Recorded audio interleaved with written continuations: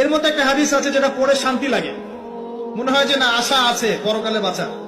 সেটা হচ্ছে নবী সাল্লাল্লাহু আলাইহি ওয়াসাল্লাম সাহাবীদেরকে বলছেন যে তোমরা সাহাবীরা এমন একটা যুগে বাস করছো যেই যুগে ইসলামের 10% কেউ যদি ছেড়ে দেয় সে ধ্বংস হয়ে যাবে। কথা বুঝতে পারছেন? কিন্তু তোমাদের পরে এমন একটা যুগ আসবে যেই যুগে মানুষরা যদি ইসলামের 10% ধরে রাখতে পারে সফল হয়ে যাবে। এটা সেই যুগ না? আপনার এই যুগে প্রতিটা সেক্টরেই ফিতনা।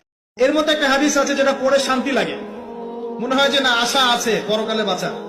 সেটা হচ্ছে নবী সাল্লাল্লাহু আলাইহি ওয়াসাল্লাম সাহাবীদেরকে বলছেন যে তোমরা সাহাবীরা এমন একটা যুগে বাস করছো যেই যুগে ইসলামের 10% কেউ যদি ছেড়ে দেয় সে ধ্বংস হয়ে যাবে।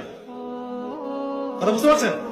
কিন্তু তোমাদের পরে এমন একটা যুগ আসবে যেই যুগে মানুষরা যদি ইসলামের 10% ধরে রাখতে পারে সফল হয়ে যাবে। এটা সেই যুগ না? আপনার এই যুগে প্রতিটা সেক্টরেই ফিতনা।